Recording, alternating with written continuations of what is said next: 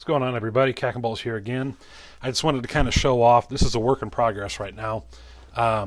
These are 3 PSD-1 displays that are used with the X2 series amplifiers. I don't believe the 400, I don't think the 4-channel amplifiers in the X series, like a 240X4 or 400X4, have the PSD-1 ports. Basically what's going on with my install is that I'm going to be running 3 200X2s, so I have one PSD-1 port for each one of my amplifiers, and then I have a Sony CD player that I ended up buying used for relatively cheap. A lot of people, you can give me crap all you want and say, oh, you should use an Alpine or something like that. The reason why I chose the Sony is because I've got almost 40 gigs of music, and this is the only CD player that I could find, besides some higher-end Sonys and some much higher-end Alpines in like the $600 range, that would actually recognize that much memory.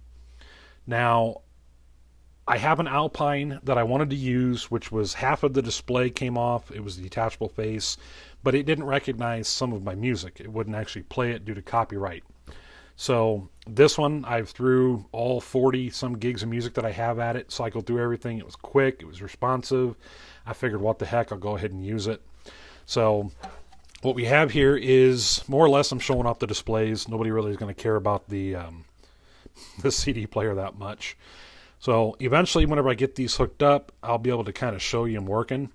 So we've got power. This is just to let you know that the amplifier's on and both channels are working.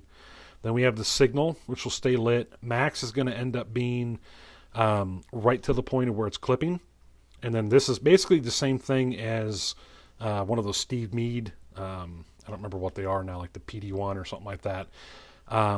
These will let you know whenever your amps start to clip. So this is nice to be able to tune my amplifiers and have everything kind of fit in nicely here.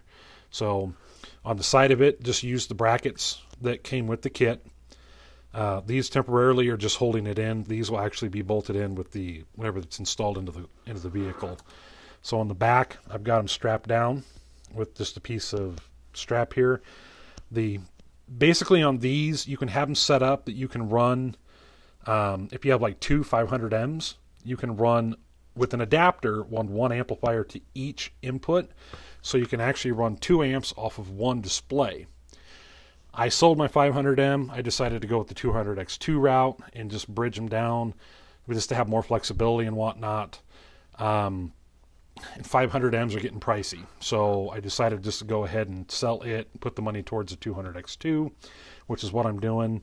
But these are strapped together here. I've got a piece of foam at the bottom, pool noodle, and I got a piece of foam here to keep it from possibly rattling in the car. And then it's held in with screws on either side over here. So this is just something that I wanted to kind of show off. A lot of the people that are on some of the Facebook pages have already seen this. They already know who I am. So eventually I need to do a little bit of body work over here and kind of fill in the gaps. You can see gaps over here and kind of down at the bottom. But anyways, that's it for today. Thanks for checking out my videos, guys and gals. I try to keep everything old school as much as I can. CD player is one of those things that I'm not going to be able to keep old school, just for the fact that back in the mid-90s, CD players were a big thing, but what was a USB? What's a thumb drive? They didn't exist, so I got to go newer technology with something. So anyway, any questions, comments, feel free to give me a holler. I will do an update for this video whenever I actually get the amplifiers and stuff installed. I can show you how these work out. I think it'll be pretty neat with everything hooked up. So if you like the video, give me a thumbs up. If not, give me a thumbs down. If you give me a thumbs down, drop me a comment below. Let me know why. If you don't like my voice, if you don't like my hands, if you don't like the comments and stuff that I make, just let me know. So we'll go from there, and we'll open a discussion about it. So everybody, have a good day.